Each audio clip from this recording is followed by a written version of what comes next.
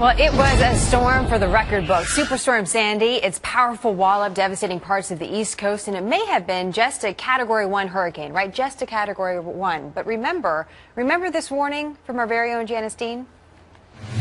Million people could be affected by this storm. So people are like, oh, it's a northeast storm. It's only a Category 1. What's the big deal? No, this is an impressive storm, and it's not just a tropical system. As Jenna mentioned, we've got basically a hurricane inside a giant nor'easter, already for the record books, the lowest pressure on record at this latitude.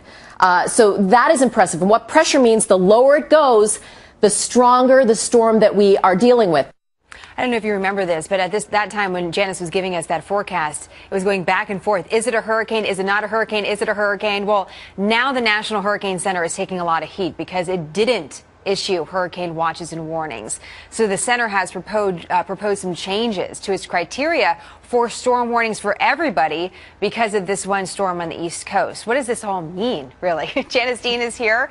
Hopefully you could explain it to us, JD, because what was going on behind the scenes about whether this storm was a hurricane, wasn't? Right. What was going on? Well, the bottom line is this was a storm that impacted millions of people with 90-mile-per-hour winds once it made landfall. It had a storm surge of 10 feet, and we had 20-foot waves in New York Harbor. Okay, so what was happening was behind the scenes, the National Hurricane Center said, well, because this storm is transitioning, it's not a full tropical storm. Remember, we were talking about the nor'easter with the hurricane inside of it. Right. It was making a transition from a warm core low to a cold core low. So it was interacting with a cold Canadian storm, and it was becoming that superstorm, a very, very rare meteorological event.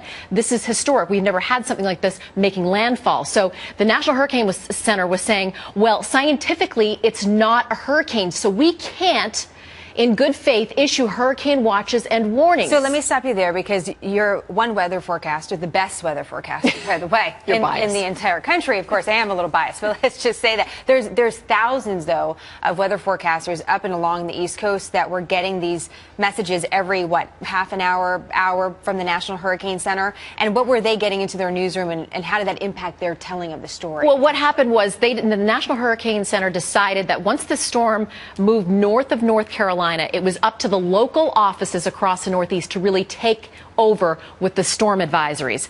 And because they were saying it was going to be a transitioning storm, a cold transitioning into a cold core low, that it was up to the local forecasters to issue their own warnings. But they couldn't issue hurricane watches and warnings because why not? It's because the National Hurricane Center are the only ones that can issue the hurricane watches and warnings. So the Northeast was issuing gale warnings and flood warnings and high wind warnings, something you would typically see with a nor'easter, but this was unprecedented. So they did that, and as the storm was making landfall with 90-mile-per-hour winds, 10-foot storm surge, we were jumping up and down going, why aren't you saying there needs to be hurricane watches and warnings? And from my perspective, from a lot of meteorologists' perspective, maybe people would have heeded more warnings because if the watch when you mentally think to yourself, a hurricane watch, hurricane warning, a hurricane is coming. So what's the change now? What's changed? What they're thinking about doing, they haven't implemented this yet. They are saying that the National Hurricane Center can perhaps now incorporate not only tropical storms, but transitioning storms and post-tropical storms. So storms making that transition to a nor'easter type storm. So they will still be able to issue hurricane watches and warnings, even if scientifically it's not a hurricane. And Jenna, I think mixed messages might have been the problem here with Mayor Bloomberg. 2 days before this storm hit, 2 days, and it was still technically a hurricane, he was saying, it's not going to be that bad. It's not going to be as bad as Irene. I think we have a clip from Mayor Bloomberg. We are not ordering any evacuations as of this time for any parts of the city. We're making that decision based on the nature of this storm. Although we're expecting a large surge of water, it is not expected to be a tropical storm or hurricane-type surge. With this storm, we'll likely see a slow pileup of water rather than a sudden surge, which is what you would expect from a hurricane and which we saw with Irene 14 months ago. So it will be less dangerous, but make no mistake about it, there will be a lot of water, and low-lying areas will experience flooding. But what was he supposed to do there? If the National Hurricane Center was saying it's not a hurricane, then what would anyone do? I know.